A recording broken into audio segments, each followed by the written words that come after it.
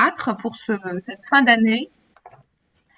Cette fin d'année 2021, donc webinaires qui sont organisés donc par l'association élue Santé publique et territoire, à laquelle nous sommes plusieurs membres représentant le bureau de cette association, présidée par Gilbert Angard, qui est aussi parmi nous et dont la vice-présidente Véronique Bernier est également présente. Donc maire adjointe à Croissy, et pour Gilbert, c'est la mairie d'Albi qui est représentée. Donc moi-même, je suis élue dans la ville de Neuilly-sur-Seine et je co-anime ce webinaire avec Pierre Breton qui est élu à Deauville. Je lui redonnerai la parole pour une présentation un tout petit peu plus longue dans quelques minutes. Juste pour vous rappeler l'objectif de ces webinaires, nous sommes donc des élus engagés depuis plusieurs années dans des politiques de santé au niveau local et élus santé publique territoire a une spécificité, c'est de proposer finalement une expertise de santé publique à des élus engagés en politique, bien sûr, depuis soit récemment, soit depuis plusieurs années, représentés par des instances nationales, départementales et régionales qui sont les grandes associations d'élus que vous connaissez tous, l'AMF, l'ARF, l'ADF, etc.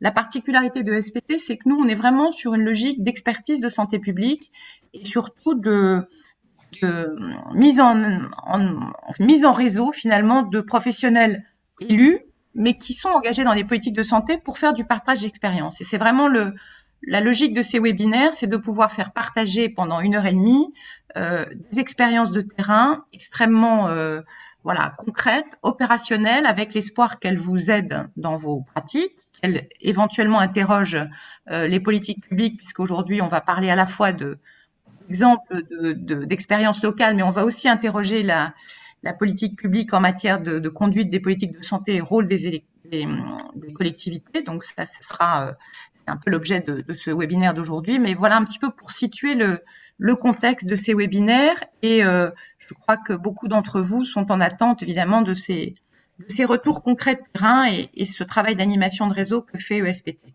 Alors, pour vraiment rentrer dans le vif du sujet, aujourd'hui, on a consacré le webinaire au sujet de la gouvernance des actions de santé au niveau local et quelles perspectives on peut tirer après ce qui s'est passé depuis maintenant plus de 18 mois, même 2 ans, avec la crise de la Covid-19 qui ne nous laisse évidemment pas indifférents, nous élus en charge des questions de santé, et on a évidemment envie d'envisager la suite. Alors, pour ça, on a préparé un topo à 2 voix. Donc moi, je vais d'abord commencer, mais rapidement, en décrivant un peu le parcours de la politique de santé dans une commune des Hauts-de-Seine, donc dont je suis en charge. Donc et ensuite, je passerai la parole à Pierre Breton. Pierre, je vais peut-être te laisser te présenter rapidement pour que tu puisses situer tout de suite les deux approches de nos interventions. Oui, donc bonjour à tous, merci de me laisser intervenir au cours de ce webinaire. Moi, donc, je m'appelle Pierre Breton, je suis interne en médecine de santé publique et comme le disait Alexandra, également élu dans une petite commune qui est celle de Deauville, dans le Calvados, en Normandie. Je travaille à la direction générale de l'offre de soins, notamment, et j'ai pu mener un travail assez complet sur le déploiement ou le redéploiement, on va dire, des contrats locaux de santé. Et de ce travail, j'essaye d'en sortir une thèse d'exercice que je suis en train d'écrire actuellement, qui est un petit peu plus large sur en fait la territorialisation des politiques de santé et le rôle des collectivités territoriales, en tout cas le rôle qu'elles peuvent avoir ou elles ont déjà, savoir effectivement comment s'articule la compétence santé dans les territoires, comment mieux la mettre en place. Donc, c'est des questions que j'interroge effectivement dans ce travail et j'essaierai de vous présenter un peu plus en avant après les propos introductifs d'Alexandra sur effectivement les exemples concrets d'élus qui agissent au niveau des villes en santé, sur des questions effectivement de gouvernance, sur les questions de relations avec les ARS. Donc, on abordera ces sujets-là assez rapidement. Mais l'idée, effectivement, de ce webinaire, c'est aussi de laisser la part aux questions que vous pouvez avoir. Et donc, on fera un plaisir de répondre à ces sollicitations avec Alexandra. Voilà. Merci beaucoup Pierre. Donc voilà, je pense que vous avez compris qu'on va découper le temps en trois parties. Donc une première partie où moi je vais vous faire mon retour d'expérience vraiment très très concret de maintenant trois mandats d'élus. J'entame mon troisième mandat donc dans la ville de Neuilly. Donc une partie assez opérationnelle et comment j'ai été conduite à m'interroger maintenant sur des questions de gouvernance en lien avec le sujet de Pierre. Donc ça, ce sera une vingtaine de minutes pour ma présentation. Ensuite, Pierre enchaînera pendant aussi une vingtaine de minutes sur un peu prise de hauteur par rapport à ce retour terrain et quelles perspectives on peut avoir au travers des travaux en cours au ministère de la Santé sur les contrats locaux de santé.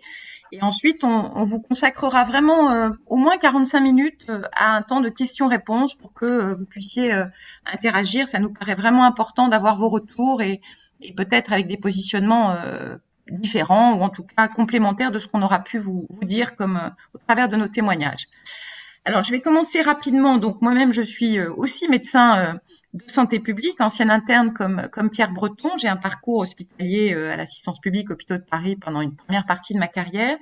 Et j'ai eu la chance, en 2008, de rencontrer le futur maire de Neuilly de l'époque, qui s'appelait Jean-Christophe Fromentin, qui a un petit peu fait connaître son nom, puisque à l'époque, vous vous souvenez sans doute de cette balle à Neuilly entre les sarkozystes et les autres, mais bon, je ne vais pas revenir là-dessus. En tout cas, une ville assez emblématique sur le plan, évidemment, de sa connotation politique, assez peu connue sur ses engagements en matière de santé avant notre arrivée, je vous le cache pas. Une ville qui a à peu près 60 000 habitants, un budget de fonctionnement 14 millions, pour vous donner un ordre de grandeur, un budget d'investissement annuel d'autour de 60 millions d'euros, avec de gros projets actuellement structurants, notamment sur l'avenue Charles de Gaulle, qui est un espèce d'axe routier qui coupe la ville en deux, du nord au sud, allant de la Défense à l'Étoile. Problématique évidemment de déserts médicaux à Neuilly, on va pas pleurer sur notre sort, évidemment. On est une commune qui est assez bien dotée à la fois en établissement public, puisqu'on a un hôpital public, une clinique privée très importante qui est Hartmann Ambroise Paré, qui est un gros centre de cancérologie notamment, un hôpital américain qui est plutôt extraterritorial parce qu'on peut pas dire qu'il soigne beaucoup de gens de Neuilly, il soigne plutôt des gens qui viennent de l'étranger pour des bilans de santé. Et puis des hôpitaux de référence qui sont très proches, l'hôpital Foch à Suresnes, la PHP Louis Mourier, qui nous permettent évidemment d'avoir une filière, en tout cas sur le plan sanitaire, qui est très construite sur le plan des soins spécialisés. Et puis on a par ailleurs un tissu libéral assez riche et qui a la particularité dans notre commune d'être structuré autour d'amicales. Donc on a deux amicales, une amicale des médecins, une amicale des pharmaciens et une fédération des professionnels de santé paramédicaux qui regroupe toutes les autres catégories professionnelles de santé hors médecins et pharmaciens, ce qui évidemment c'est un tissu qui est important pour ce que je vais vous décrire par la suite de nos actions en matière de santé.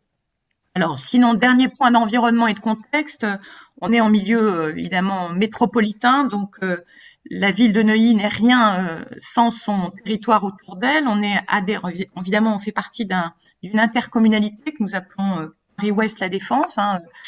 Donc Paris-Ouest La Défense, pour vous donner un ordre de grandeur, c'est 11 communes et c'est plus de 570 000 habitants. Donc ça, c'est pour la couche intercommunale. Ensuite, on a la couche de la métropole du Grand Paris, qui est encore une autre disposition de la loi NOTRe qui a été mise en place, vous le savez, depuis 2016. Et puis on a les autres collectivités traditionnelles, je dirais, le département et la région. Donc tout ça pour vous dire qu'on est dans une logique institutionnelle assez complexe, avec 5 strates en Île-de-France en tout cas, qui évidemment, pour chacune des strates, va à un moment donné interagir avec des questions de santé ou des questions d'ordre social. Alors pour rentrer dans le vif du sujet, comment la politique de santé s'est structurée à Neuilly? D'abord parce que le maire du Neuilly avait une volonté politique d'afficher des actions fortes dans ce domaine, avec des priorités qui ont été d'emblée affichées très clairement. Les jeunes d'un côté, puisqu'on a une ville assez dynamique du point de vue démographique, du point de vue des jeunes adolescents et collégiens, parce qu'on a des très bons établissements scolaires. Et puis, les personnes âgées, à l'autre bout de la chaîne, si je puis dire, avec une spécificité aussi de Neuilly, qui est la ville la plus âgée du département. Alors, pour faire pour faire cette politique de santé, on a mis en place une structure municipale sur des budgets, sur un budget ville, hein, qui s'appelle l'espace santé jeune en pratique, mais qui est une équipe de 6 professionnels de santé, animée et coordonnée par une psychologue de formation, mais qui a un DES de santé publique, enfin qui est extrêmement compétente en santé publique. Et autour d'elle sont regroupées des infirmières, psychologues, une socio-esthéticienne pour ce qui est de l'espace santé jeune et une conseillère familiale. Et c'est cette petite structure, donc quand même 6 personnes, hein, équivalent temps plein, ça ne fait que 3,75 ETP, je relativise un peu les chiffres. C'est autour de cette structure d'espace santé jeune que nous avons construit la politique de santé de la ville autour de 3 grandes missions, hein, qui sont assez classiques.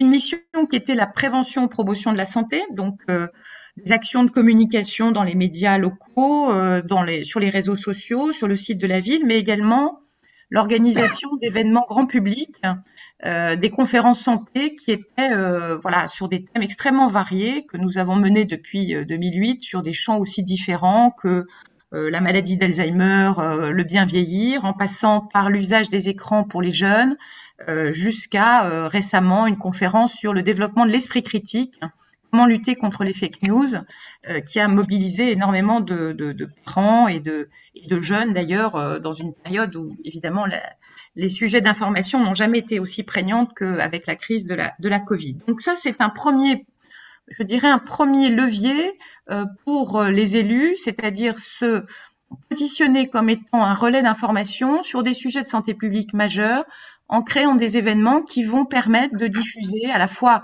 les actions que mène la ville et également de faire participer un certain nombre de partenaires à ces événements. Je pense notamment, bien sûr, aux professionnels, les associations à chaque fois qui sont conviés. Et on mobilise souvent des journalistes un peu connus pour animer ces conférences. Je donne des exemples, hein, Martine Pérez, Pierre de Villeneuve, enfin des gens qui viennent animer ces conférences pour que la notoriété aussi de l'intervenant, et souvent on a eu des gens de très haut niveau, puisse faire venir du monde et contribue bien sûr à toucher le maximum de publics concernés. Ça, c'est une première mission. La deuxième mission, c'est une mission très opérationnelle d'accompagnement des jeunes, des parents et des personnes âgées via ce qu'on appelle le CLIC, mais chez nous, ça s'appelle l'espace Solidarité Senior. Ça, je pense que c'est pas très original parce que vous le faites dans beaucoup de communes. Mais effectivement, à Neuilly, en tout cas, l'espace santé jeune, c'est vraiment un lieu d'accueil à la fois des jeunes et des parents autour des problématiques liées à l'adolescence, au mal-être des jeunes. Et bien évidemment, ça aussi, on va le retrouver pendant la période du Covid comme étant un acteur clé pendant la crise pour essayer de maintenir le lien entre les familles, les établissements scolaires et les structures de santé. Troisième mission, elle est vraiment très spécifique. Ça, c'est la coordination des acteurs locaux sur la santé mentale au travers du dispositif du Conseil local en santé mentale sur lequel je vais revenir. Je vais faire un focus un peu particulier sur le sujet de la santé mentale qui me tient à cœur et qui est un marqueur un peu de ce que nous faisons à Neuilly et je pense un marqueur aussi de ce qu'on veut porter au travers de l'association Élus Santé publique et Territoire. Alors, au travers de ces 3 missions, je dirais que la particularité du rôle des élus et l'importance pour nous de nous engager sur ces politiques de santé, c'est plutôt les modalités d'intervention que les sujets eux-mêmes. C'est-à-dire que grâce à ces dispositifs, espace santé jeune, CLSM, etc., on met en place des dispositifs de coordination, ce qu'on appelle les conseils d'orientation, peu importe, en termes de gouvernance, le terme est peu important. Ce qui est important, c'est ce qu'il y a dedans, où l'élu est là, non pas pour diriger, mais l'élu est là pour convoquer un certain nombre de partenaires qui spontanément ne travaillent pas ensemble ou pas toujours ensemble comme on le souhaiterait en matière de santé publique.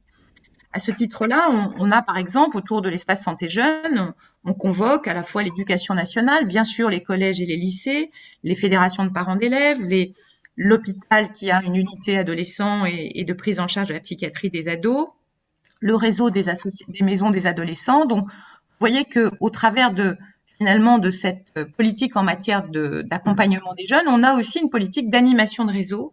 Et ça, c'est un rôle vraiment fondamental pour un élu santé de pouvoir s'organiser pour faire en sorte que les partenaires qui sont censés se connaître sur une commune, sur un territoire, le soient dans des lieux dédiés de concertation que sont le conseil d'orientation de l'espace santé jeune, mais c'est également le cas du conseil local en santé mentale. Donc, je voudrais vraiment insister sur ce rôle d'animation de réseau qui est fondamental dans les politiques de santé publique et que les autres instances qui pourraient faire ça, je pense à l'ARS, je pense aux délégations départementales, elles ne le font pas au niveau de proximité que sont les villes. Et c'est là où nous avons une valeur ajoutée qu'on va retrouver aussi pendant la crise de manière beaucoup plus aiguë que je vais essayer de vous démontrer.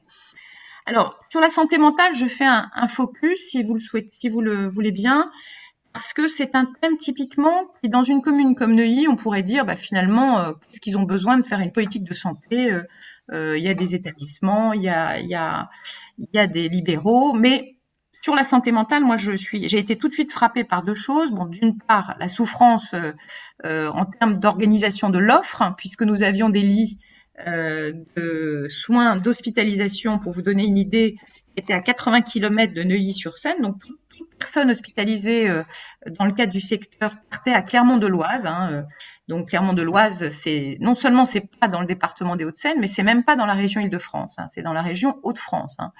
Donc ça, c'est quand je suis arrivée, c'était vraiment une souffrance hein, pour les familles, une incompréhension pour les élus et un sujet vraiment politique au sens vraiment de mettre ça comme une des priorités du projet régional de santé. Donc ça a été première interpellation pour nous engager sur ce sujet de la santé mentale. Nous avons obtenu gain de cause grâce à aux efforts de tous, on va dire. Et à l'époque, c'était Claude Evin qui était préfigurateur de l'Agence régionale de santé d'Île-de-France qui a pris le dossier à bras-le-corps. Et ce sujet du rapatriement des lits d'hospitalisation, non seulement dans le territoire d'Île-de-France, mais dans les Hauts-de-Seine, a été obtenu.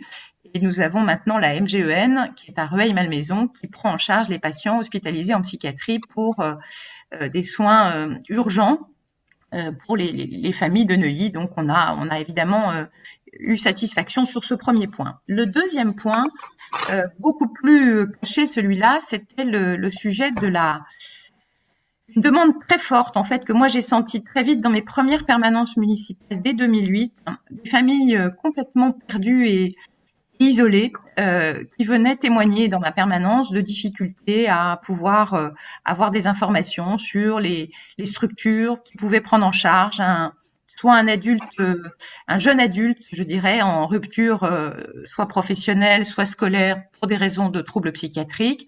Et finalement, assez peu de contacts sur la commune, une permanence de l'UNAFAM, certes existante, mais peu connue des acteurs, et surtout un sentiment de culpabilité, mais en tout cas d'isolement de ces familles qui m'a vraiment fait prendre à bras-le-corps le dossier de la santé mentale. Donc on a décidé en accord avec le maire de monter bien sûr un dispositif de coordination de type CLSM, donc qui a été mis en place dès 2013.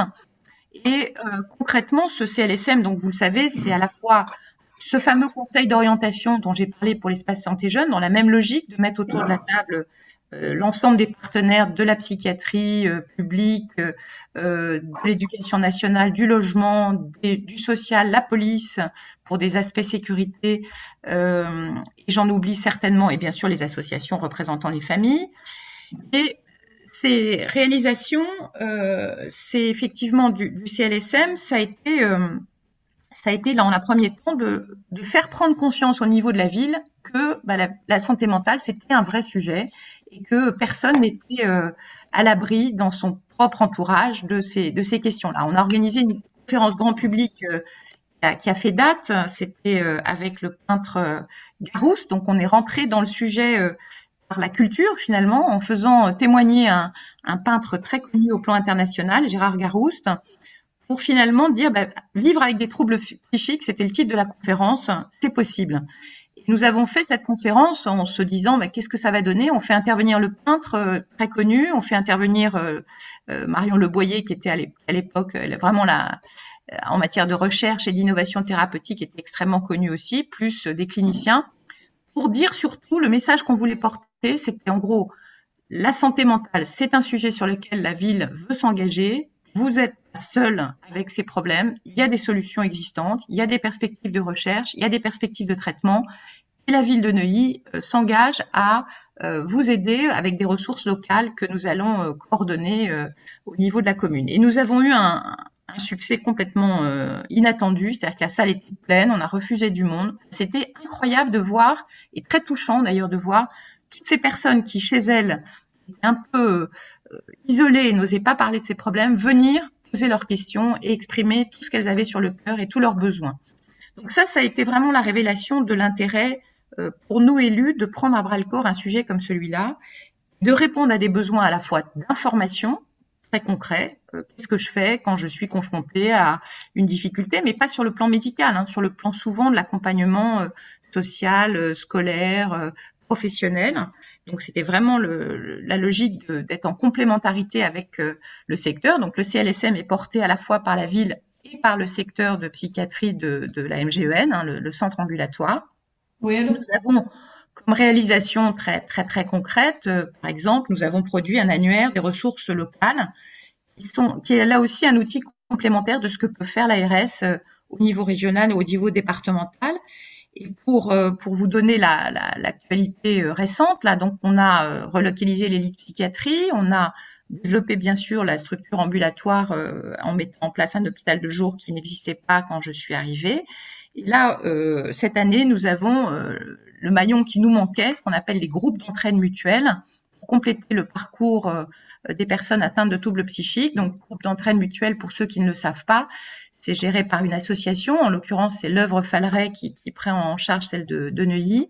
Et ça s'adresse à des personnes qui sont en sortie de soins, qui ne sont pas encore en capacité de prendre une activité professionnelle, de reprendre une activité professionnelle, mais à qui on donne un lieu vraiment associatifs qui vont gérer eux-mêmes, organiser la vie collective, prendre éventuellement des cours d'informatique, avoir des démarches auprès des employeurs, et on les accompagne dans cette phase vraiment de transition entre le soin et la reprise d'une activité normale. Donc c'était vraiment le maillon qui nous manquait. Donc voilà un focus vraiment qui montre clairement l'intérêt de mettre en place un conseil local de santé mentale avec les moyens que ça oblige à mobiliser. Hein. On a un demi-poste de psychologue qui est financé par la ville pour animer ce travail. Donc, à la fois le travail d'animation de réseau, mais également, j'ai oublié d'en parler, très opérationnel, ce qu'on appelle une cellule opérationnelle qui regarde les dossiers, hein, des cas concrets, en mettant autour de la table le service de psychiatrie, le CCAS, le service du logement s'il y a un problème de logement,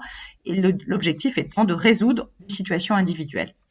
Donc voilà un deuxième exemple vraiment très concret d'un engagement politique, hein, qui est sur la santé mentale. Alors j'en arrive à la troisième partie de mon exposé, et je vais essayer de respecter mon temps de parole pour laisser Pierre ensuite développer sa partie. Qu'est-ce que la crise sanitaire Covid nous a enseigné en tant qu'élus à la santé engagés depuis plusieurs années? Alors, je vous cache pas que j'étais très contente d'aborder cette crise, enfin très contente, le mot est sans doute pas approprié, mais en tout cas, je pense que l'historique de ce que je vous ai fait depuis 2008, c'est-à-dire que j'abordais ce troisième mandat et cette crise sanitaire avec tout un historique de construction de réseau, d'animation, de partenariat, qui fait que quand la crise est arrivée, on n'est pas parti complètement sans rien entre les mains pour pouvoir essayer de répondre au mieux aux multiples sollicitations de la population.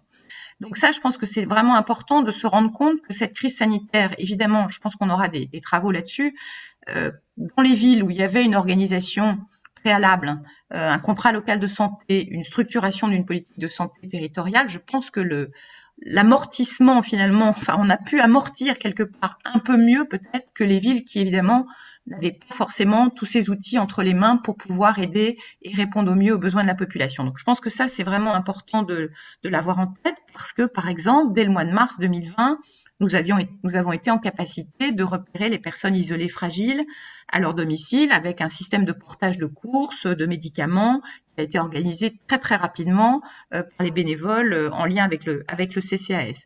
Côté santé, plus concrètement, moi j'avais donc déjà ce réseau des établissements hospitaliers du territoire et de la médecine de ville et nous avons organisé de manière vraiment totalement spontanée et dans une logique très opérationnelle une cellule qui se réunissait à mon initiative toutes les semaines avec les 4 hôpitaux de référence qui prenaient en charge les lits de réa, donc 5 même d'ailleurs, Foch, Franco-Britannique, l'hôpital Rive-de-Seine à Neuilly, Ambroise Paré, l'hôpital américain.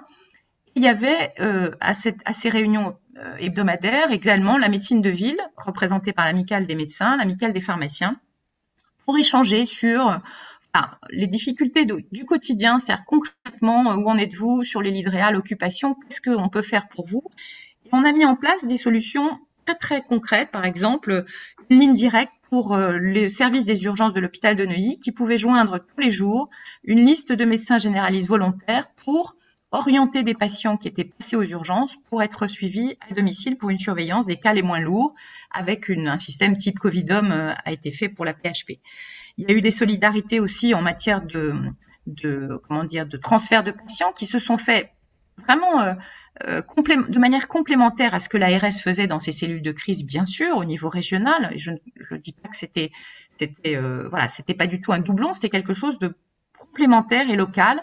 Et là, les sujets de complémentarité publique-privée, toutes les tensions qu'on a pu entendre au plan national, concrètement, sur notre territoire en tout cas, nous ne les avons pas connus parce que vraiment, il y avait des liens directs entre l'établissement, le chef d'établissement, le directeur qui se parlaient entre eux, avec une médiation faite par la ville pour structurer ces dialogues toutes les semaines. Voilà. Et en troisième objectif, je dirais que cette cellule opérationnelle, elle a été extrêmement appréciée aussi, vraiment de manière très... Ça nous a été dit vraiment à plusieurs reprises. Hein, les chefs d'établissement, les professionnels de santé étaient totalement dans une logique tellement difficile et tellement une souffrance psychologique parce que vraiment on était en mesure de répondre aussi bien qu'on le souhaitait aux besoins, en tout cas au début de la crise, y compris pour des problèmes de matériel, de disponibilité de lits, etc. Le fait que la ville et que la commune, que la mairie s'engagent et soient présentes, ne serait-ce que pour psychologiquement soutenir ces équipes, ça a été extrêmement apprécié et finalement très complémentaire des cellules de crise que le ministère pouvait avoir mis en place aux différents échelons, y compris au niveau régional et départemental, avec les préfets. Donc tout ça pour en arriver à ma conclusion, qui est de dire que voilà, on ne peut pas, après tout ce qui s'est passé, alors j'ai pas parlé du centre de vaccination, mais je pense que vous avez compris que là encore, on a capitalisé bien sûr sur nos liens et grâce aux liens très étroits que nous avions avec l'hôpital Rive-de-Seine, on a pu ouvrir un centre dès le 18 janvier, mobiliser des libéraux sans aucune difficulté de recrutement qui étaient donc partants et surtout on a pu sécuriser le parcours, enfin la préparation des médicaments et des vaccins avec une mise à disposition d'une préparatrice en pharmacie de l'hôpital qui nous a été prêtée. Donc tout ça aussi s'est fait très vite et très concrètement, naturellement, je dirais, dans une commune qui avait l'habitude de travailler avec ses partenaires.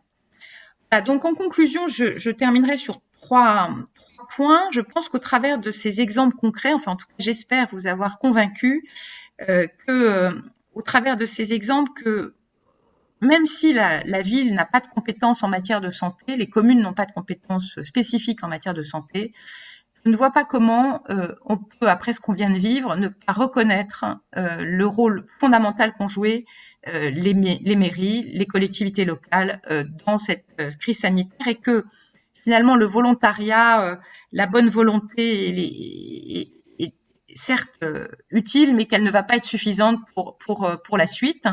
Je pense que tout le monde est convaincu de ce dernier kilomètre qui a été tellement important et tellement difficile à couvrir, y compris malgré les directives nationales qui tombaient vraiment tous les jours. Je pense que ce qui a été fait dans les villes et dans vos villes, hein, parce que je pense que vous avez tous fait des choses formidables pendant la crise et je veux surtout pas avoir l'air de dire que c'était mieux à Neuilly, c'est pas le sujet. Le sujet, c'est de mettre en évidence le fait que cet échelon de proximité, il a été déterminant dans l'efficacité des politiques qui ont été conduites et dans l'accompagnement des populations, surtout pour répondre à leurs besoins et à leur détresse. Ça, c'est mon premier point.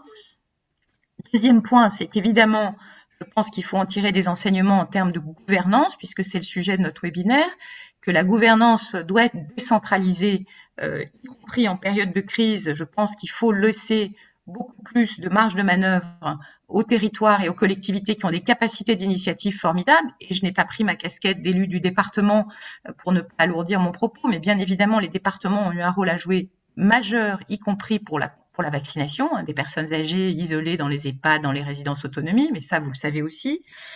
Et enfin, le dernier point de ma conclusion, c'est de dire qu'une fois qu'on a identifié ce contexte politique, on a des outils opérationnels qui sont à notre disposition et qu'il faut sans doute probablement professionnaliser plus, mieux faire connaître, et c'est l'objet du travail national que Pierre va vous présenter, notamment pour les contrats locaux de santé. Parce qu'il faut, à mon avis, changer de braquet. C'est-à-dire qu'on ne peut plus se contenter des bonnes volontés, des initiatives qui sont tout à fait exemplaires, mais qui restent isolées et surtout qui ne sont pas reconnues comme étant partie prenante de la politique de santé publique nationale. Donc voilà, je dirais vraiment, mon message de fin, c'est vraiment pour être efficace en matière de politique publique de santé, on ne gagnera pas si on ne le fait pas avec les collectivités et avec évidemment ce partenariat avec les collectivités. Il est d'autant plus important que l'adhésion des populations passera également par cette reconnaissance de cet échelon de proximité. Les Français l'ont énormément témoigné. Ils l'avaient dit déjà dans le grand débat avant même la crise du Covid, hein, l'importance de la santé et l'importance de la proximité. Je pense que cette crise ne fait que renforcer ce qui avait déjà été identifié préalablement. Voilà, je vais m'arrêter là parce que je crois que j'ai déjà un peu dépassé mon temps et j'espère que Pierre ne m'en voudra pas. Et je lui passe la parole pour voilà, rebondir sur mes propos de conclusion sans doute, puisque j'ai essayé de te passer la main aussi. Merci beaucoup Alexandra. Merci beaucoup pour ton exemple extrêmement riche et fourni de Neuilly-sur-Seine. C'est un exemple qu'on avait d'ailleurs pu mettre en évidence dans le bouquin La ville actrice de la santé que tu m'avais préfacé en septembre 2020. Moi, j'aimerais construire ma présentation autour de deux axes. Le premier, effectivement, revenir sur la concertation que j'ai pu mener au niveau national à travers différentes associations que j'ai pu rencontrer avec les différentes directions de l'administration. Pardon. Et ensuite, essayer d'apporter quelques éléments pour favoriser effectivement le déploiement des actions en santé dans les villes. Alors, je vois effectivement dans les participants à la conférence qu'il y a déjà des personnes qui sont inscrites dans une démarche de contrat local de santé. Peut-être que d'autres viennent nous écouter parce qu'ils sont effectivement en train de réfléchir à en mettre en place. Peut-être que certains ont effectivement ce projet de contrat local de santé ou d'autres pas du tout. Le premier sujet, effectivement, quand on parle de santé et de collectivité, c'est est-ce que la santé est une compétence des collectivités, en particulier celle du bloc communal? Alors, effectivement, non. La réponse, elle est assez évidente, mais tous les élus, tous les maires ont forcément été confrontés à un moment donné dans leur mandat à une problématique notamment et surtout d'accès aux soins avec effectivement un problème de démographie médicale, un problème de manque de médecins, un problème d'accès aux services d'aide à domicile. Tous ces sujets-là, effectivement, qui ont plutôt attrait à l'offre de soins, sont généralement un peu la porte d'entrée des communes vers les questions de santé. Et à partir de là, on comprend vite pourquoi aujourd'hui on voit, et je pense notamment en ce moment où a lieu le congrès des maires de France, pourquoi la santé est une des préoccupations majeures des élus. Parce qu'en fait, ils ont envie et ils ont fait, hein, de toute façon, un peu aux dépens d'eux-mêmes pendant la crise sanitaire, d'agir en santé.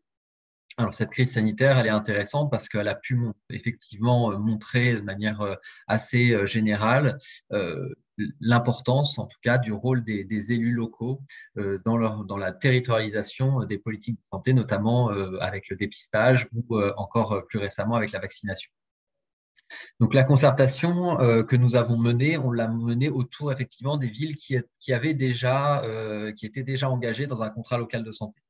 On a fait un peu le tour de France, on va dire, des CLS, de manière assez comment dire, macroscopique. On n'a pas pu interroger forcément tout le monde.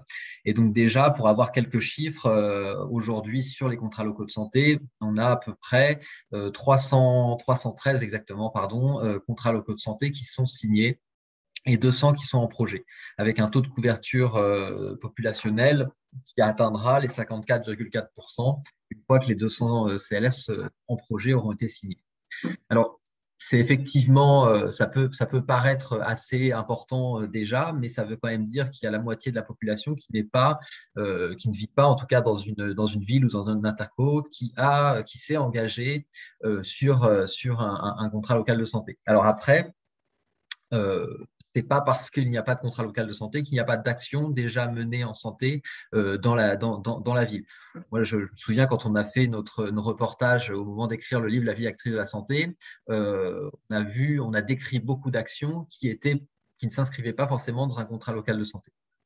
Seulement, au niveau national, au niveau des instances de santé, on a besoin, et on l'a vu notamment au travers du Ségur, pour pouvoir territorialiser au mieux, pour pouvoir entendre au mieux les élus, pour pouvoir, adapter au mieux la politique par rapport aux attentes des territoires, il faut quand même qu'il y ait une instance, un objet qui permette d'organiser cette discussion, de déployer les actions et de les solidifier au travers un dispositif. Alors, ce dispositif, aujourd'hui, il existe depuis maintenant un peu plus de 10 ans, il est né avec la loi HPST. Ce sont les contrats locaux de santé. Donc, c'est vraiment un objet très libéral, c'est-à-dire qu'il n'y a pas de doctrine nationale pour y mettre des objectifs en particulier ou essayer d'en faire quelque chose qui aille dans un sens ou dans un autre. L'idée, c'est vraiment assez générale d'une réduction des inégalités territoriales et sociales de santé en s'adaptant aux objectifs fixés par le projet régional de santé de l'Agence régionale de santé et en concertation avec la collectivité sur ses besoins, sur ses priorités qu'elle a identifiées. Et à partir de là, l'idée, ça va être effectivement d'associer un maximum de partenaires et d'acteurs en santé du territoire et d'avoir effectivement cette instance de gouvernance et de pilotage, si possible, portée par les élus du territoire. Alors, effectivement, Alexandra a parlé de gouvernance. C'est un sujet extrêmement important puisqu'il en ressort de la concertation que nous avons menée que la majeure partie des contrats locaux de santé fonctionnent mieux quand effectivement il y a un portage des élus. C'est ce qu'a dit Alexandra. Le pouvoir des élus, c'est effectivement un pouvoir qui permet de solliciter un pouvoir de convocation fort. Et le mieux, effectivement, plus la représentation est élevée, plus le contrat local de santé sera porté. Ensuite, le deuxième sujet, c'est effectivement quel périmètre. Sur cette question de périmètre, je vais en parler maintenant, j'y reviendrai un tout petit peu après dans la deuxième partie de ma présentation. Comment on agit au mieux en santé? Ça, c'est une question très importante parce qu'effectivement, on entend, et on l'a entendu encore, j'ai entendu ça encore hier soir sur un débat qui avait lieu dans le Congrès des maires de France. On a effectivement 34 000 communes en France. On ne peut pas aller vers, pour la santé en tout cas, quelque chose qui serait de l'ordre de 34 000 CLS. Ce n'est pas possible. En santé, on a besoin d'une maille un peu plus grosse. On ne peut pas aller, effectivement, il n'y aura pas non plus un professionnel de santé par ville. Ce ne sera pas non plus possible. Ce n'est pas envisageable parce qu'on a des problèmes de démographie médicale qui font que c'est totalement impossible de réfléchir comme ça. Et d'un point de vue organisationnel, on a besoin de toucher un seuil de population beaucoup plus important. Alors, aujourd'hui, il n'y a jamais eu de doctrine très fixe sur le périmètre géographique de déploiement des contrats locaux de santé et de déploiement plus général d'une politique de santé à l'échelle locale. Mais on s'aperçoit quand même que si on respecte des limites administratives et notamment celles des EPCI, des intercommunalités, que la dynamique s'inscrit beaucoup plus facilement et mieux. Après, effectivement, ça veut dire effectivement discuter avec encore plus d'interlocuteurs, avec encore plus de partenaires, et parfois c'est plus compliqué, mais c'est vraiment la meilleure maille, en tout cas identifiée dans la concertation, quand elle est au moins à l'échelle de l'intercommunalité, parce que ça permet de réfléchir un projet d'offre de soins, un projet de santé publique, un projet de santé-environnement à l'échelle de plusieurs communes et à l'échelle d'un territoire, et donc avec une population qui atteint un seuil un peu plus important, au-dessus des 20 000 habitants. Alors parfois, ce n'est pas forcément le cas, mais ça commence à devenir quelque chose sur lequel on peut agir et sur lequel on peut discuter avec notamment les offreurs de soins du territoire. la dernière chose, le dernier sujet très important issu de la concertation, ça a été la montée en qualité du contenu des contrats locaux de santé. Alors, effectivement, aujourd'hui, quand on signe un contrat local de santé, on y associe, dans tous les cas, un coordinateur qui sera en charge de l'animation, qui sera en charge de la mise en place, du déploiement, de l'écriture du contrat et de sa vie au cours des 5 années. Souvent, ce sont des contrats qui sont faits sur 5 ans, du contrat local de santé. Ces coordinateurs-là, que nous avons rencontrés pour certains, nous ont effectivement dit qu'il y avait parfois un besoin de monter en qualité de leur formation, de monter en qualité d'un réseau de partage de connaissances, de partage de bonnes pratiques. Alors effectivement, aujourd'hui, beaucoup d'associations existent, mais on peut encore effectivement améliorer ça. Et surtout, quand on voit que le territoire commence à être couvert par 54,4%, on voit qu'il y a énormément de coordinateurs de contrats locaux de santé, puisqu'il y en a 313 déjà et 200 en projet.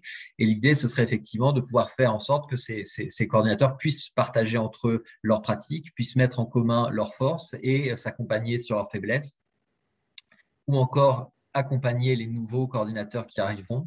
Donc, on a vraiment identifié ce sujet de formation comme un sujet prioritaire sur lequel on doit travailler.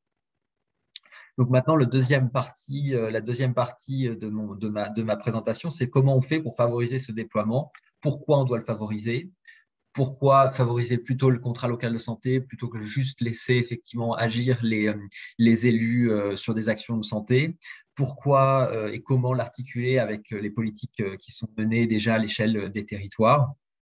Donc déjà, je vais essayer de répondre à ces questions.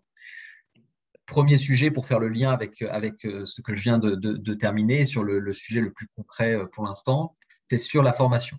Donc, au niveau national, on est en train de réfléchir avec l'École des hautes études de santé publique et avec certaines ARS qui sont déjà volontaires et notamment aussi avec la FNES et ses instances régionales que sont les instituts régionaux d'éducation et de promotion de la santé.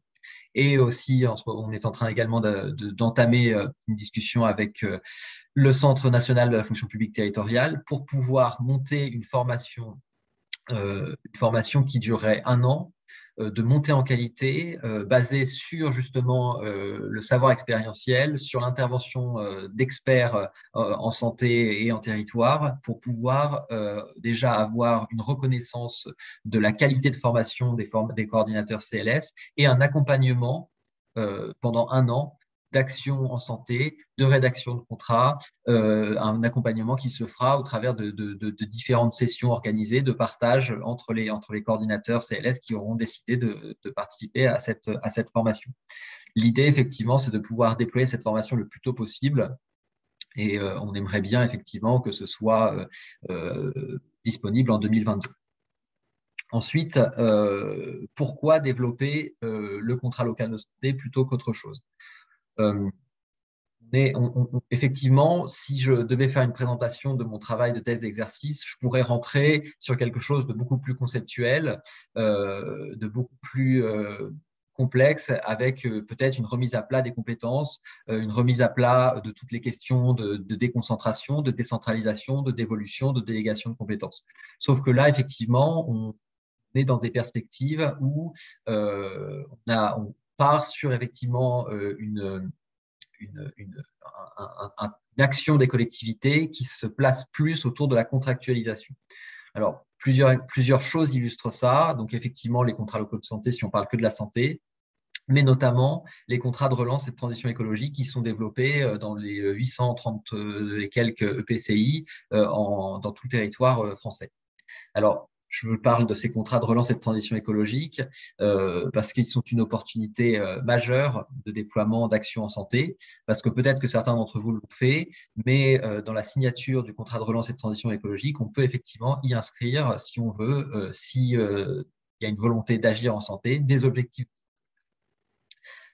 Pourquoi le contrat local de santé? Pourquoi il faut l'articuler avec le CRTE? Pourquoi rentrer des actions en santé autour d'un CLS? Parce qu'en fait, l'idée, quand on veut agir en santé, c'est de le faire avec tous les acteurs et il ne faut surtout pas avoir dans l'idée d'agir en santé en étant recroquevillé sur son territoire. Parce que l'action en santé, elle se tient à au moins l'échelle départementale ou voire l'échelle régionale. Parce qu'il faut qu'elle soit coordonnée avec les établissements sanitaires, médico-sociaux, il faut qu'elle soit coordonnée avec les professionnels de santé, avec éventuellement les nouvelles communautés professionnelles territoriales de santé, avec les maisons de santé. Il faut vraiment mettre tous les partenaires autour de la table et y associer effectivement l'Agence régionale de santé qui est quand même l'instance régulatrice qui peut effectivement, même si parfois elle n'est pas forcément en contact des élus locaux, qui peut organiser ça, qui a un savoir, une compétence sur ces questions-là. Et l'idée effectivement du contrat local de santé, c'est de rendre possible cette concertation, c'est de rendre possible l'association de l'ARS avec tous les autres acteurs du territoire pour pouvoir réfléchir ensemble à mettre en place un projet de santé et voir comment chacun peut s'associer. L'idée aussi, quand je parle des CRT tout à l'heure, c'est effectivement derrière de pouvoir associer le CLS et le CRTE si c'est possible dans vos communes. Parce que quand on voit un peu comment s'organise la vie un petit peu des élus locaux, il ne faut pas non plus démultiplier les instances, les comités de pilotage, les instances de concertation, les réunions, etc. L'idée, c'est si effectivement on peut avoir un seul contrat d'aménagement du territoire avec de la santé dedans, c'est vraiment l'idéal, c'est vraiment beaucoup plus pratique pour tout le monde parce que ça fait une réunion, un comité de pilotage où on a tous les acteurs et potentiellement financeurs autour de la même table qui réfléchissent ensemble à comment aménager au mieux leur territoire, leur communauté de communes, leur collectivité.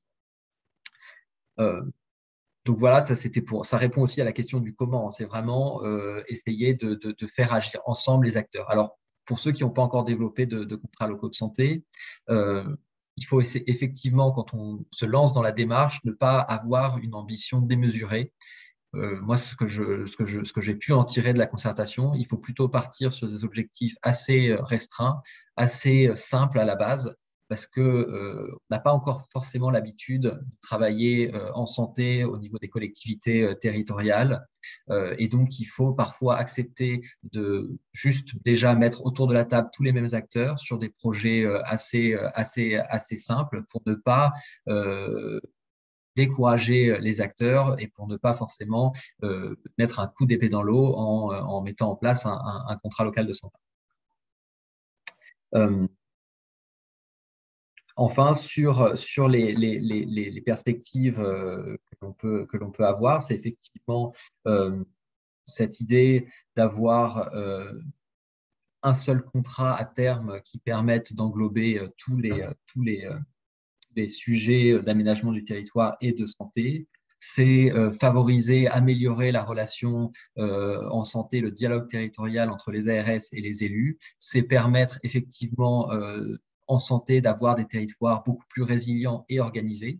Parce que voilà, pour finir sur effectivement le propos qu'a dit Alexandra, on a remarqué pendant cette concertation que dans les territoires où il y avait une organisation en santé qui soit sous la forme d'un CLS ou d'une CPTS ou d'une MSP, et que les élus y étaient pleinement associés dans la gouvernance, la mise en place des centres de dépistage, des centres de vaccination s'est faite de manière beaucoup plus agile, de manière beaucoup plus rapide. Et ça, c'est vraiment quelque chose d'extrêmement important pour pouvoir derrière justifier l'action de santé des communes. Voilà, on ressort vraiment, je pense, et derrière, on va laisser la place aux questions parce que c'est vraiment l'intérêt aussi de ces webinaires. On ressort avec une conviction beaucoup plus affirmée qui, effectivement, si la santé n'est pas une compétence des communes, elles qui sont forcément étroitement liées.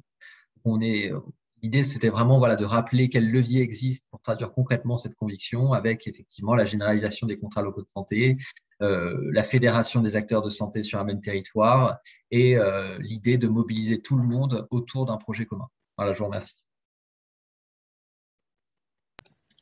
Merci beaucoup, Pierre. Je pense qu'effectivement, on a couvert les différents sujets qu'on voulait vous présenter et je vois déjà qu'on a eu des réactions pendant ton intervention, Pierre. Donc, je pense qu'on peut passer la parole peut-être tout de suite, si vous en êtes d'accord, je ne sais pas si c'est Monsieur ou Madame Le Prince. Je suis désolée, je vois pas le.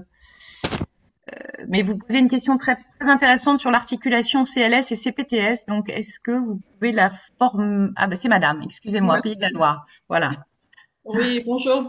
Pays de Loire-Touraine, on a effectivement un CLS sur 4 communautés de communes et je rencontre d'énormes difficultés avec une CPTS, pas les 3 qui sont sur mon territoire, mais une qui a pris à bras le corps son identité et c'est très bien, sauf qu'on ne joue pas dans la même cour, quoi. Elle porte des actions qui, à mon sens, relèveraient du CLS et ils ont un financement conséquent que nous n'avons pas. Donc, les élus que j'essaie de mobiliser me disent, mais c'est bien beau les paroles, c'est bien beau les contrats, les engagements, mais pour autant, voilà, qui paye et qui fait quoi? Parce qu'on est des bénévoles et on n'est pas financé pendant que nous, on intervient. Donc, ce qui fait qu'on est toujours un peu à couteau tiré avec ces PTS, d'une part. D'autre part, au niveau du financement de l'ARS pour notre coordinatrice, on est tout le temps à se batailler, à avoir des petits bouts de chandelle parce que je trouve qu'elle est sous-payée. C'est des jeunes qui ont bac plus 4 ou bac plus 5. Et bon, je n'ose pas vous dire le montant de sa rémunération parce que pour moi, c'est sous-payé, sauf qu'on a très peu de financement de l'ARS, très peu de notre région et que nos mairies, nos petites mairies de notre territoire ne sont pas prêtes à financer un complément vis-à-vis de cet engagement dans la santé. Voilà, donc des problèmes un petit peu d'identité et de reconnaissance. Malgré tout, on fait plein de choses. Hein. Merci beaucoup pour cette intervention, c'est très intéressant. Effectivement, il y a un sujet assez important d'articulation entre CLS et CPTS. Pourquoi? Parce que les CPTS ont des objectifs effectivement d'atteinte de promotion et d'éducation de la santé, de santé publique, et les CLS effectivement ont également cette mission-là dans leurs objectifs pour fonctionner. Donc, il y a certains territoires où, effectivement, les moyens assez importants des CPTS et parfois moins importants pour les CLS ont été, fusionnés, ou en tout cas, le coordinateur du CLS est également le coordinateur de la CPTS.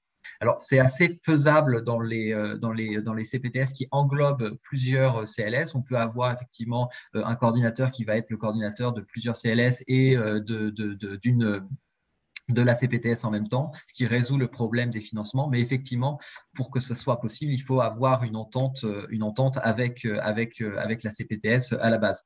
Mais dans tous les cas, il faut quand même aller vers une harmonisation des actions menées par les CPTS, parce qu'effectivement, eux vont recevoir des financements et de l'ARS et de l'assurance maladie, là où les CLS reçoivent souvent uniquement le financement et même pas en entier des coordinateurs de leur contrat.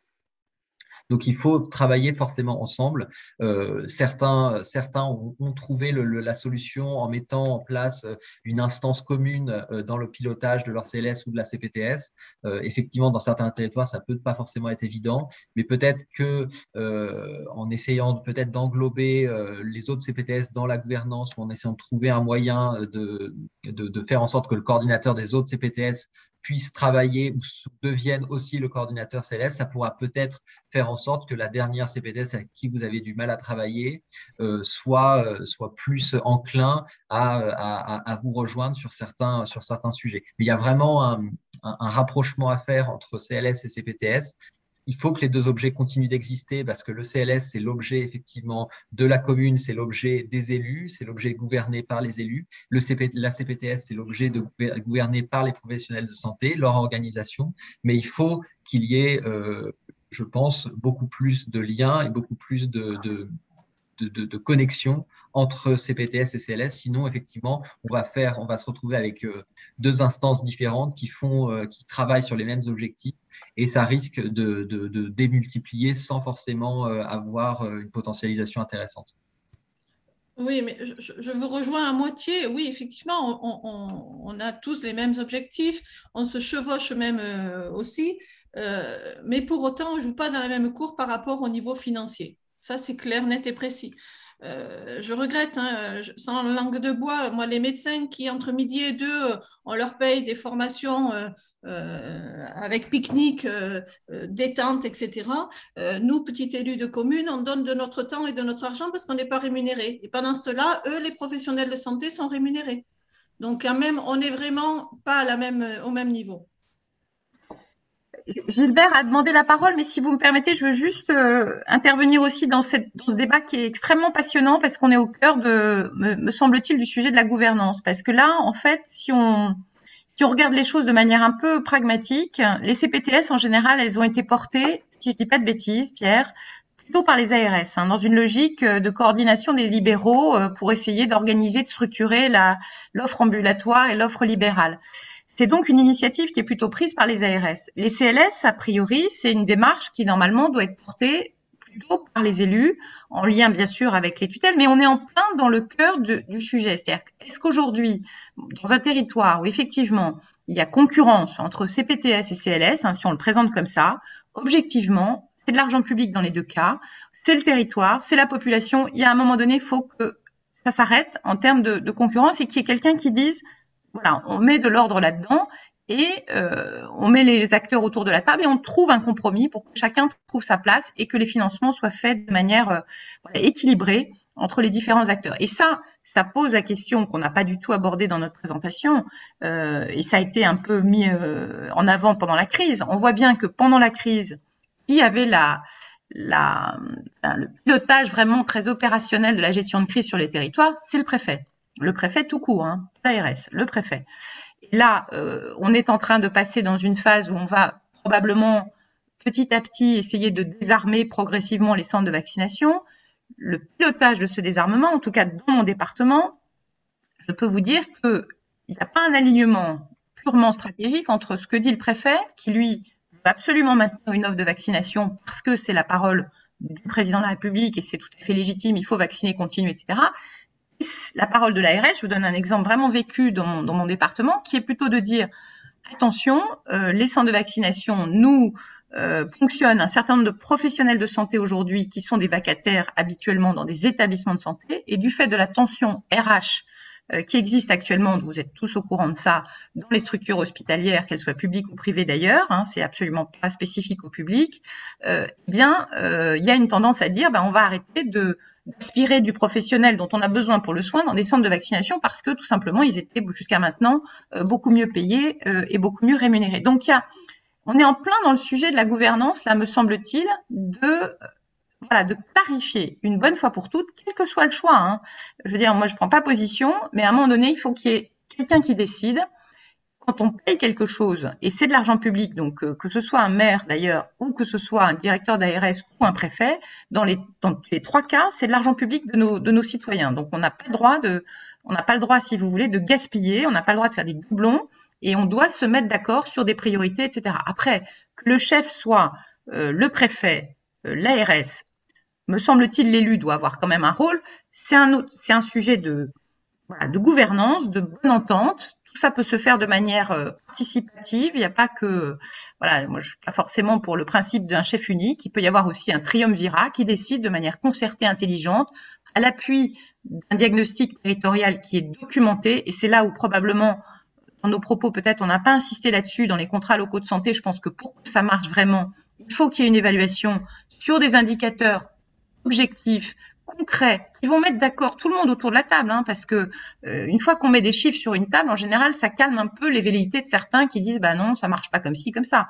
Si on a de l'information robuste à mettre sur la table pour aider à décider entre CPTS et CLS pour revenir aussi à la situation de votre territoire, je pense vraiment que c'est une responsabilité politique des élus, en tout cas d'interpeller l'État sur cette anomalie, si je puis dire, telle que vous la décrivez. Je pense que vous êtes en plein dans votre rôle et ça, il faut le faire remonter peut-être par SPT, je sais pas. Enfin, en tout cas, il faut que les élus se positionnent pour clarifier ces positions-là. Nous, on a pris note de ce point et c'est un très bon sujet d'interpellation pour la cohérence de ces différents outils parce qu'on en a besoin des CPTS d'un côté, des CLS, mais il faut que ce soit perçu comme étant l'un contre l'autre. Ce serait vraiment pire que tout. Gilbert, je t'ai coupé dans ton élan. Il faut mettre votre micro, Gilles. Oui. Gilbert, il faut parler. On vous entend pas, Gilbert. On t'entend pas. Ah oui, pardon, j'avais coupé le micro. Bon. La réponse que je peux donner en tant que président de SPT à notre collègue, moi je comprends tout à fait. Il y a toute une démarche actuellement de reconnaissance du rôle des collectivités territoriales et du bloc communal dans la prise en charge de la santé. Il n'est pas terminé ce combat. Aujourd'hui, il faut déjà que les élus locaux, ils sont en train d'être de plus en plus nombreux, prennent conscience qu'ils ont un rôle à jouer dans la santé, mais aussi il faut qu'il y ait des moyens qui soient donnés. Et il n'est pas admissible qu'aujourd'hui, un CLS n'ait pas un coordonnateur correctement financé. Et tout notre combat aujourd'hui, c'est de porter aussi, c'est de dire que déjà, il faut que les élus soient sensibilisés à la santé. Et moi-même, en tant qu'adjoint au maire d'Albi, j'ai des difficultés par rapport à certains de mes collègues. Et heureusement qu'il y a un maire comme un Neuilly qui a une volonté forte de porter la santé, déjà, de sensibiliser, mais aussi de donner des moyens. Les CPTS et les CLS, ce n'est pas la même nature. Les CPTS, c'est une organisation du premier recours faite par les professionnels. Et je crois qu'en tant qu'élu, on peut être associé, etc., mais on n'a pas à prendre la main là-dessus, parce que si on prend la main, c'est catastrophique. Vous savez comment sont les libéraux, on n'a pas à intervenir là-dedans. Par contre, en tout cas, c'est ce qu'on fait à Albi, au CLS d'Albi, on associe les gens de la CPTS. Alors, c'est vrai qu'aujourd'hui, du fait des financements qu'a voulu l'État, qu'a voulu l'assurance maladie, les CPTS ont beaucoup plus de moyens que les CLS.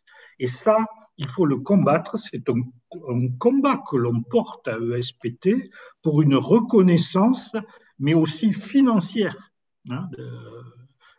pour nos communes, d'avoir des salariés. Effectivement, on prend des gens qui ont des niveaux élevés et qui sont payés de façon très, très précaire. Et je suis d'accord avec vous.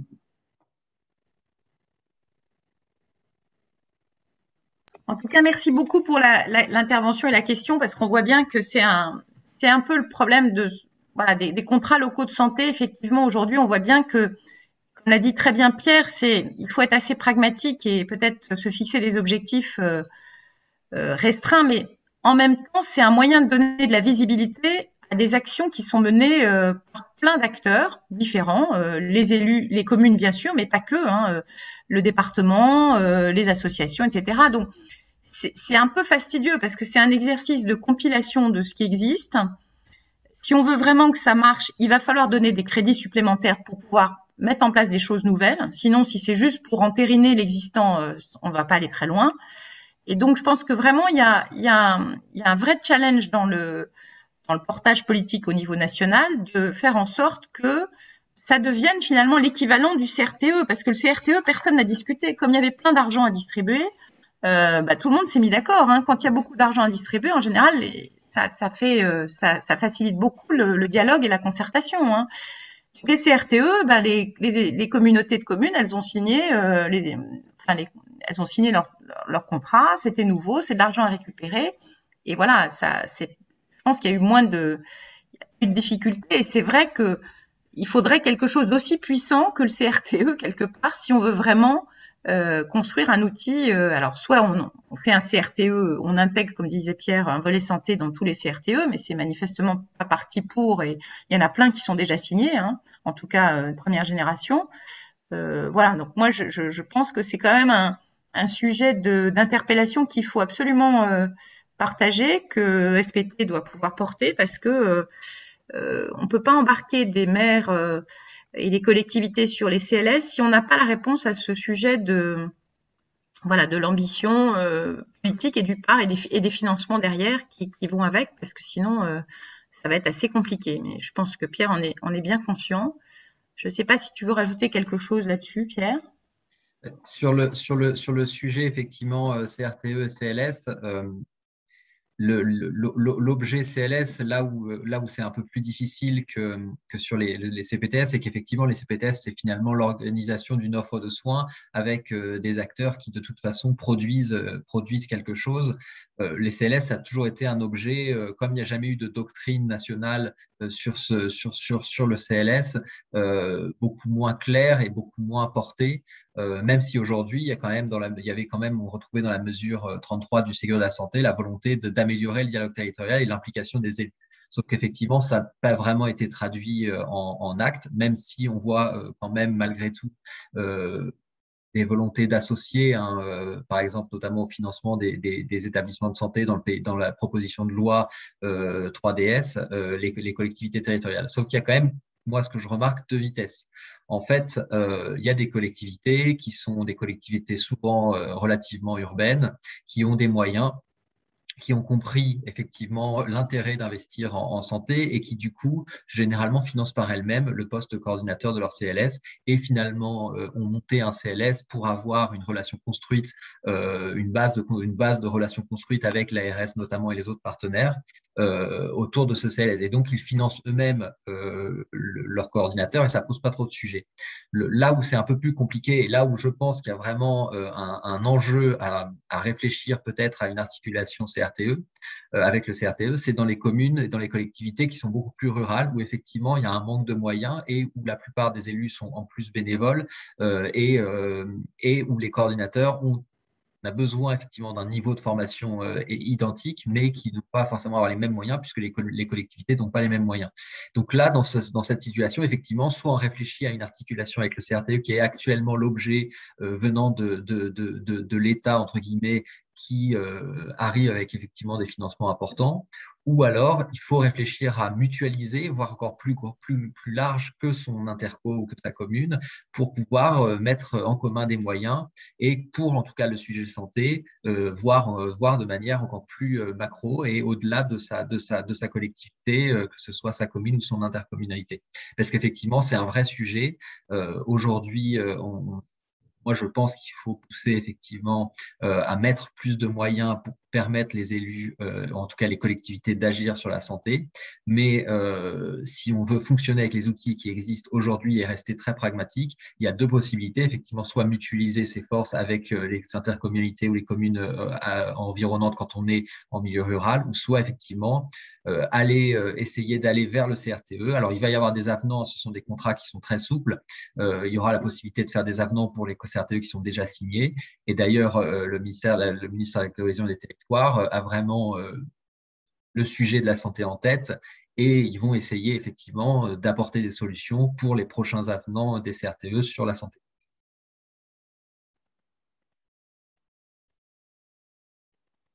Écoutez, sur ce sujet-là, je pense on a vraiment poser les bonnes questions. En tout cas, on n'a pas forcément toutes les réponses, mais il y a des pistes de solutions. Est-ce qu'il y a d'autres interventions? Véronique, je vois ta main levée. J'avais une question, Pierre, à propos de la formation qui est en train donc d'être concoctée pour permettre donc aux coordonnateurs des CLS et répondre donc à leurs besoins d'avoir une meilleure formation. Cette formation sera supportée par qui? Alors, l'idée, c'est je sais, pour certains d'entre vous connaissent peut-être la formation Pacte Soins Primaires, qui est la formation justement des coordinateurs de maisons de santé ou de communautés professionnelles territoriales de santé. L'idée, c'est de trouver un modèle de formation à peu près identique. Donc, elle sera portée au niveau régional par les ARS, par les instituts régionaux d'éducation et de promotion de la santé. Alors, je crois qu'en Île-de-France, c'est Promo Santé Île-de-France, et par le Centre national de la fonction publique territoriale, par le CNFPT. L'idée, c'est d'avoir effectivement une formation portée par ces trois acteurs pour pouvoir toucher au mieux les agents des collectivités, parce qu'en fait, les coordinateurs sont embauchés, en fait, sous généralement la responsabilité des collectivités, puisque c'est elles qui l'embauchent et l'ARS qui cofinance. Donc, l'idée, c'était d'associer vraiment le CNFPT pour pouvoir aller proposer une offre de formation à ces agents des collectivités qui souvent ont bien identifié le CNFPT comme institut de formation et pour lesquels les villes et comment dire, le CNFPT a déjà mandat pour former les agents des collectivités. Les villes sont déjà financeurs du CNFPT. Donc, c'est vraiment pour essayer de faire quelque chose de logique et de facilement identifiable pour les collectivités. Et c'est une formation sur effectivement un an basée sur le savoir expérientiel et l'intervention d'experts.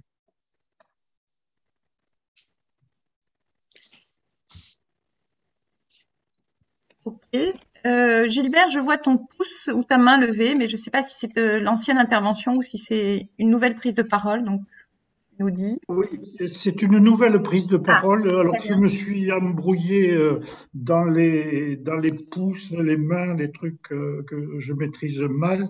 La question que je me pose, vous savez qu'il y a le CLS et il y a les CLSM, hein, les conseils locaux de santé mentale. Sur les conseils locaux de santé mentale, il y a un organisme qui les fédère, qui les soutient, hein, qui est le centre le CCOMS de Lille. Sur les CLS, à ma connaissance, c'est une question que je pose à Pierre qui a l'air d'être plus spécialiste que moi, il n'y a rien de cette nature. Si j'ai bien compris, la doctrine des CLS, elle est encore à construire. Et alors, ma coordinatrice de CLS m'a dit qu'elle était partie à une réunion à l'ARS qui régionalement essaie de fédérer les coordonnateurs CLS. J'aimerais bien savoir, est-ce qu'il y a quelque chose sur le plan national? Est-ce que c'est organisé ou c'est chaque ARS qui fait à sa sauce? Pour l'instant, merci pour la question. Pour l'instant, on est effectivement plus sur un système où les ARS gèrent en intra-régional leur politique de déploiement et leur politique d'animation territoriale. Et c'était aussi pour ça hein, qu'on avait envie de créer une formation, cette fois-ci, portée à l'échelle nationale et déployée de manière régionale, mais quand même avec des regroupements qui sont nationaux pour pouvoir avoir un travail justement d'appui sur les CLS. Surtout qu'en plus, le HESP a un gros centre de recherche sur lequel ils ont travaillé notamment sur les CLS hein, avec le projet Clotaire. Donc, ce serait vraiment intéressant de pouvoir mettre à profit toute cette recherche, notamment dans cette formation CLS. Et le CCOMS, effectivement, à Lille, c'est une instance qui n'est pas là pour coordonner, mais qui est vraiment une instance d'appui et de soutien, un petit peu pareil, de formation. Enfin, c'est pas une instance de doctrine qui va dire effectivement ce qu'il faut mettre ou pas. C'est vraiment une instance de soutien un petit peu plus universitaire presque des CLSM. Donc, ce serait effectivement, le HESP pourrait avoir cet office-là sur les contrats locaux de santé. Même si, de toute façon, pour l'instant, c'est un contrat. Donc, un contrat, par définition, c'est quelque chose qui est libéral. Donc, on ne peut pas vraiment inscrire une doctrine forte sur ce qu'on veut y mettre, puisque c'est vraiment aux collectivités de choisir en lien avec l'ARS, en lien avec le diagnostic territorial. Donc, effectivement, on n'a pas forcément eu le temps de parler, en lien avec les acteurs du terrain. C'est ça qui doit construire le CLS et pas une doctrine nationale qui viendrait dire, bah voilà, vous faites des CLS avec ça, ça, ça, et pour ça, on vous donne tant d'argent. C'est aussi pour ça que c'est un peu compliqué de mettre des financements parce que on n'a pas besoin forcément de faire la même chose dans chaque territoire. Je vois que Madame Cerisier a demandé la parole, donc je vais peut-être juste vous demander si ça vous ennuie pas de vous présenter rapidement. Madame, j'ai vu que vous aviez levé la main. Bonjour, j'ai une connexion assez instable, c'est pour ça que je n'avais pas ma vidéo tout à l'heure. Alors, je suis Christelle Cerisier-Philippe, adjointe aux affaires sociales, à la personne âgée, au logement et à la santé de Deauville, et par ailleurs élue communautaire où je suis aussi référente santé. Donc, sur notre communauté de communes, on travaille sur les d'un avec Pierre d'ailleurs, qui est à mes côtés et je le remercie tous les jours parce qu'il est très au fait. Professionnelle de santé moi-même, sur le territoire depuis 21 ans, mais infirmière, je m'ai présenté sur notre territoire. Mon mari a un cabinet de spécialistes qu'on a essayé de déployer au-delà de toi. Et donc, je mesure vraiment la notion de santé sur notre territoire. Ce dont j'ai l'impression, c'est que vous avez eu cette notion de santé à prendre en main du côté élu. La santé ne s'arrêtait pas à l'accès aux soins, mais à la prévention et la promotion.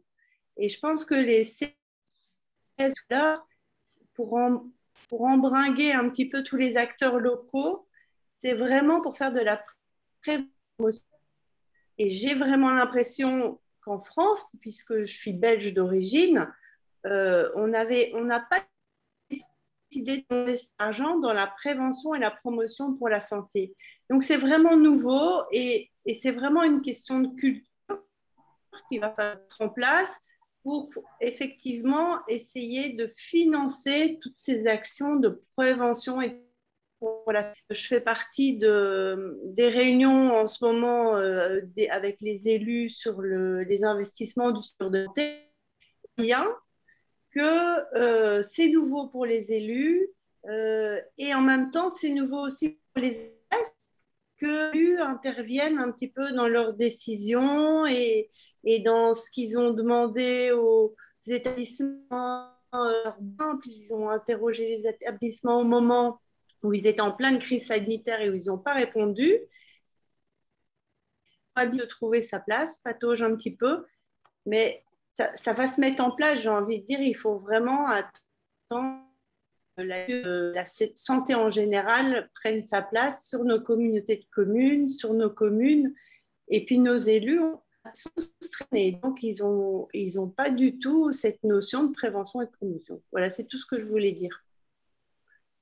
Merci beaucoup. Je pense vous aviez effectivement, c'était pas toujours très facile de vous entendre, mais le message est bien passé, je crois quand même, sur ce que vous soulignez à juste titre, hein, c'est-à-dire qu'effectivement, il y a peut-être un bon alignement des planètes sur le constat qu'on partage tous d'une absence jusqu'à maintenant en tout cas, de moyens déséquilibrés pour la prévention, la promotion de la santé de manière générale, hein, pour la santé publique d'ailleurs, hein, de manière globale. Et du coup, effectivement, les CLS, c'est d'ailleurs assez intéressant parce que moi qui suis au ministère de la Santé depuis beaucoup plus longtemps que Pierre, je peux témoigner du fait que les CLS jusqu'à maintenant étaient plutôt portés par la Direction générale de la santé, donc dans la logique que c'est plutôt un outil au service de la prévention et de la promotion de la santé, mais que de fait, comme finalement, on le sait tous, qui mobilise des élus, qui intéresse l'opinion publique, c'est beaucoup plus la partie sanitaire pure de la politique de santé malgré tout.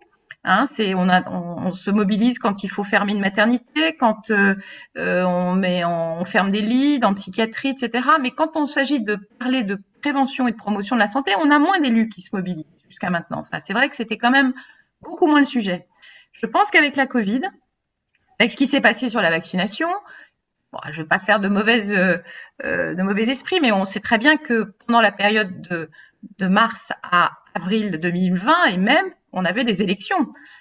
Certains de nos maires étaient en campagne électorale et ils étaient bien contents d'avoir des centres de vaccination qui tournent plein pot pour montrer à la population qu'ils remplissaient une mission de santé publique, de protection de la santé, etc. Donc, je pense qu'il y a quand même eu une vraie prise de conscience collective que la vaccination, il n'y a pas plus bel exemple de prévention, hein, c'est de la prévention primaire. Voilà, on est vraiment dans le cœur des missions de prévention, de promotion de la santé. On pourrait parler du dépistage, on pourrait parler d'autres choses, hein, mais c'est un exemple. Et là-dessus, il y a eu cette prise de conscience quand même que c'est un enjeu non seulement de santé publique, mais c'est un enjeu politique au sens responsabilité d'une population et que les élus pouvaient difficilement rester indifférents et laisser la main uniquement aux ARS pour organiser cette campagne de vaccination. Donc, vous avez raison de dire qu'il y a une opportunité à saisir.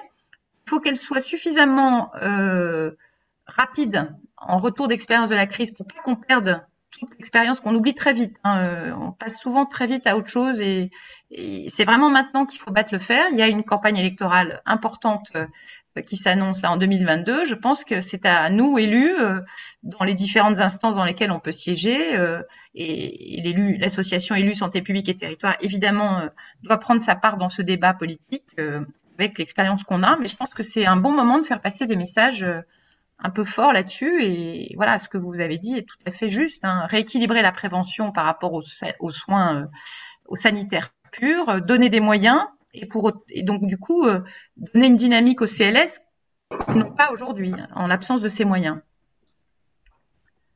Est-ce que vous aviez souhaité reprendre la parole? Je sais pas, non, je vois plus de main levée, je crois pas. Juste pour information, moi j'ai mis dans la discussion mon adresse mail et pour celles et ceux qui souhaiteraient avoir effectivement la possibilité d'échanger sur leur contrat local de santé, je suis disponible et toujours très très intéressé d'avoir des retours d'expérience concrets de ce qui fonctionne, de ce qui fonctionne pas sur le terrain. Pour pouvoir effectivement les faire remonter au niveau national dans mon poste actuel, mais aussi pour pouvoir alimenter mon travail de réflexion de thèse. Donc, je vous ai mis mon adresse mail dans la discussion, pierre.breton@santé.gouv.fr. Merci beaucoup, Pierre. Je pense qu'on va peut-être s'arrêter là parce qu'il est 25. Oui. Je vois. Véronique veut prendre la parole, mais je crois que c'est une bonne. Je sais pas, quelqu'un a mis en commentaire que demain il y avait effectivement un forum santé organisé par l'Association des maires de France, dont l'intitulé est justement Agir pour la santé des habitants. Donc je sais pas si vous êtes nombreux à y aller. Je suis pas sûre que ce soit en visio, mais je pense que c'est en présentiel. Mais peut-être Pierre, tu peux juste nous dire un peu. On sera effectivement, le ministère sera présent effectivement à cette table ronde Agir pour la santé qui tournera effectivement autour de la question des contrats locaux de santé. Ma directrice générale adjointe sera présente autour de la table ronde sur la première partie. Et puis, il y a une seconde partie de table ronde qui s'intéressera davantage à la question de la santé mentale et de comment, effectivement, les élus peuvent agir sur cette question. Et ça tournera effectivement aussi autour des conseils locaux de santé mentale. Donc, je vous invite à venir si vous êtes en région parisienne demain. Ce sera certainement très intéressant également. Merci Pierre. Donc c'est en présentiel, hein, c'est pas en présentiel, visio. En présentiel, porte de Versailles. Voilà, ok. À partir de 9h30, si je me trompe pas. C'est ça, de 9h30 jusqu'à 12h30. Véronique, tu voulais peut-être dire un mot de conclusion? Alors, pas de conclusion parce que je vais te laisser faire la conclusion. Je voulais juste vous remercier. Néanmoins, j'en profite, même si parce qu'on est tout proche de terminer, pour cet éclairage et ces interventions dont on ne peut que dire que c'est beaucoup d'expérience et surtout, ça ne s'est pas fait, Alexandra. Tu n'as pas réussi à mettre autant de choses en place à Neuilly sans avoir, bien sûr, un maire convaincu, mais surtout, tu as donné beaucoup pour arriver à convaincre et ça ne s'est pas fait en un seul jour, comme l'avait également très bien éclairé Danielle quand elle a présenté aussi toutes les actions qu'elle a pu mettre en place. Ce que je voulais vous demander à tous les deux, c'est, on n'a pas parlé de l'évaluation aussi des CLS, parce que c'est quand même important, hein, toutes ces politiques publiques doivent être évaluées. Est-ce que ça sert? Comment ça sera un autre sujet, un autre webinaire. Mais pour ceux qui n'auraient pas eu la chance de se connecter, qui n'auront pas assez de temps pour écouter le webinaire, si je veux mettre en place un CLSM dans ma commune, si je veux mettre en place un CLS dans ma commune, quelle référence je peux lire, outre bien sûr la possibilité de contacter Pierre pour les CLS, mais est-ce qu'on pourrait avoir, Alexandra, Pierre, deux références documentaires qui permettent à ceux qui voudraient commencer à y réfléchir de déjà un petit peu débroussailler le sujet. Voilà, est-ce que quand on va renvoyer à tout le monde la visio, vous pourriez nous donner ces éléments-là pour aider ceux qui voudraient se lancer dans CLSM ou CLS, d'avoir déjà des éléments documentaires? Alors, je pense que sur les CLSM, il y a beaucoup de choses. Et il y a notamment eu des publications de SPT, d'ailleurs, hein, qui a fait des documents de référence qui sont sur le site. Hein, donc ça, je pense qu'on peut trouver sur les CLSM les références dont tu parles facilement, de même que sur le site du CCOMS, puisque c'est leur mission hein, finalement d'animer l'expertise autour des CLSM. Pour les CLS, je vais peut-être laisser Pierre compléter, parce que je suis certaine qu'il y ait enfin, voilà, il n'y a peut-être pas non plus beaucoup de références pour l'instant qui soient accessibles, mais peut-être que tu vas me dire, tu vas nous dire qu'il y a autre chose qu'on peut consulter. Sur les contrats locaux de santé, j'invite tout le monde à aller sur le site de leur agence régionale de santé. Généralement, ils ont une page CLS dédiée dans laquelle on peut trouver, si c'est bien fait, les contrats locaux de santé déjà signés dans la région. En plus. Sur la littérature scientifique en matière de CLS, c'est pas évident. Il y en a pas beaucoup. Il n'y a pas eu beaucoup d'écrits dessus. Sur le sujet vraiment promotion, prévention sur les CLS, il y a parfois, on peut trouver du contenu aussi au niveau de l'EHESP, notamment de l'étude Clotaire. Et puis sinon, pour faire de l'autopromotion, dans le bouquin que j'avais écrit et qui est sorti en septembre 2020 aux éditions Berger-Levrault, La ville actrice de la santé, là, on reprend dans une première partie un petit peu tous les acteurs, la présentation rapide de tous les acteurs de santé sur les territoires. Et dans une deuxième partie, j'avais travaillé avec un journaliste sur la mise en avant d'actions de santé. Donc, il y a à peu près… je crois qu'il y avait à peu près une trentaine d'actions mises en avant et on avait interrogé environ 70 personnes en tout, je crois, ou peut-être un peu plus. Et ça représentait à peu près effectivement une trentaine de villes dans tout type de territoire confondu. C'est un livre qui fait 150 pages, donc qui est vraiment accessible et pas trop, qui part pas dans des considérations scientifiques trop complexes. On est sur vraiment la description pratico-pratique des actions. Et ça peut être effectivement une source d'inspiration quand on se lance dans une démarche en santé pour son territoire. Parfait. Ben, écoutez, je pense il me semble que le temps imparti est écoulé. Il est 13h31, hein, donc je pense qu'on va pas vous retenir plus longtemps. J'espère très sincèrement qu'on a répondu, en tout cas qu'on vous a intéressé avec nos présentations en duo avec Pierre Breton. Donc effectivement, on se met à votre disposition. Enfin, on va mettre en ligne un certain nombre d'informations comme le souhaite Véronique, donc notamment au travers d'un petit communiqué ou un résumé finalement des points forts de ce qu'on a dit, qui sera en ligne avant la fin de la semaine, avec éventuellement une petite rubrique pour en savoir plus sur les deux sujets CLS et CLSM. Voilà, donc j'espère que vraiment ce format webinaire vous intéresse et vous permet de vous nourrir un peu des expériences concrètes de terrain et à la fois cette fois-ci d'une réflexion nationale sur le sujet. Et on vous remercie en tout cas des interventions que vous avez pu faire parce qu'elles sont éclairantes sur les points qui restent encore à résoudre et à améliorer. Mais on sait tous que Rome ne s'est pas fait en un jour, donc on a beaucoup de travail encore pour faire que la prévention, la promotion de la santé se diffuse dans notre pays. Et c'est vrai que nous, les élus, en tout cas, on est de cette association Élus Santé Publique et Territoire en particulier, on est particulièrement motivés pour faire avancer ces sujets. Voilà, bah écoutez, je vous donne rendez-vous pour le prochain webinaire qui doit se tenir le 17 décembre, si je ne dis pas de bêtises. Le 8 décembre. Le 8 décembre, excusez-moi. Qui sera donc animé cette fois par Francis Brunel, qui est donc un collègue adjoint au maire de Sceaux. Maire de Sceaux d'ailleurs, qui est aujourd'hui, on va voir comment se passe le scrutin de l'association des maires, parce qu'il est candidat à la présidence de l'AMF. Et le thème de ce webinaire, c'est être élu à la santé, quelles actions en santé. Donc voilà encore des témoignages, je pense, très concrets autour des sujets d'inégalité territoriale de santé, prévention, promotion de la santé, santé, environnement et accès aux soins. Donc voilà, je pense que ce sera un premier cycle déjà intéressant dont on fera le bilan en fin d'année pour vous proposer des choses peut-être complémentaires au vu de vos retours d'expérience pour 2022, mais je sais qu'on y travaille au sein du bureau de SPT. Voilà, bah écoutez, merci mille fois à tous et merci à Étienne qui a assuré la partie back-office qui est fondamentale pour que vous puissiez nous entendre, nous voir et nous poser des questions. Et tout ça a très bien marché, donc merci Étienne. Merci Alexandra. Bonne fin de matinée à tous. Au revoir. À bientôt. Au revoir.